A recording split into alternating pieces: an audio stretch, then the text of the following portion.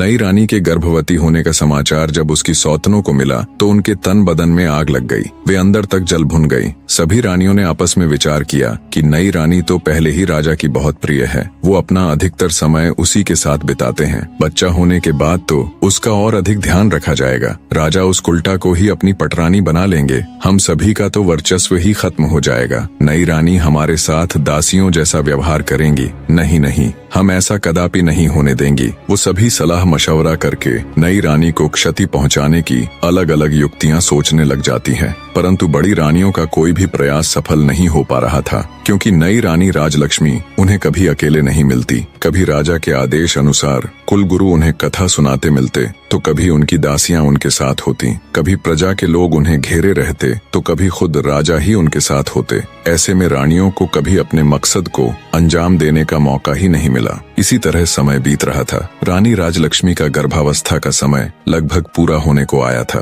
पर फिर एक दिन राज्य की सीमा पर विद्रोहियों ने आक्रमण कर दिया। शत्रुओं से निपटने के लिए राजा जय सिंह को अपनी सेना सहित राजमहल छोड़कर राज्य की सीमा पर जाना पड़ा। बड़ी रानियों को तो जैसे सुनहरा अवसर मिल गया था। वे छोटी रानी को ऐसी दवाई देने लग गई जिससे रानी राजलक्ष्मी के गर्भ को क्षति पहुंचे और रानी से ऐसे ऐसे कार्य करवाती जो गर्भावस्था के लिए उचित नहीं थे। बड़ी रानियां छोटी रानी के भोलेपन का खूब फायदा उठाती और उन्हें उल्टी उल्टी चीजें सिखाती। जब कुलगुरु छोटी रानी को कथा सुनाने आते तो वो उसे अच्छी अच्छी बातें समझाते और आवश्यक सावधानियां बताकर चले जाते। रानी राजलक्ष्मी बिल्कुल भी समझ नहीं पा रही थी कि कुलगुरु और बड़ी रानियों की बातें इतनी भिन्न क्यों हैं। आखिर सही कौन है? रानी राजलक्ष्मी ने सोचा, बड़ी रानियां तो महिलाएं हैं, कुलगुरु तो फिर भी पुरुष हैं। महिलाओं की समस्याएं भला पुरुष कहाँ समझ पाएंगे, इसलिए जो बड़ी रानियां कहती हैं वो ही उचित हैं। साफ हृदय की रानी राजलक्ष्मी कभी सपने में भी नहीं सोच सकती थी कि बड़ी रानियां उसके साथ कुछ गलत कर सकती हैं। इसलिए वो आंखें बंद करके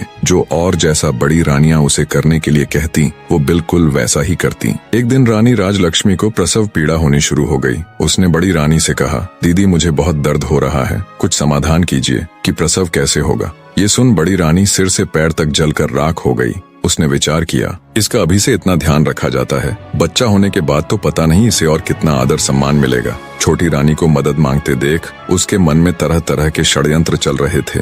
फिर कुछ सोचकर उसने छोटी रानी को दिलासा देते हुए कहा, तुम बिल्कुल भी चिंता मत करो, मैं दाई अम्मा को अभी बुलाकर लाती हूँ। तब तक सामने की दीवार को पकड़कर खड़ी हो जाओ, इससे तुम्हें आराम मिलेगा और प्रसव भी ठीक से हो जाएगा। बेचारी छोटी रानी को प्रसव के बारे में कुछ भी नहीं पता था। जैसा उसे बड़ी रानी ने बताया वो वैसे ही खड़ी हो गई।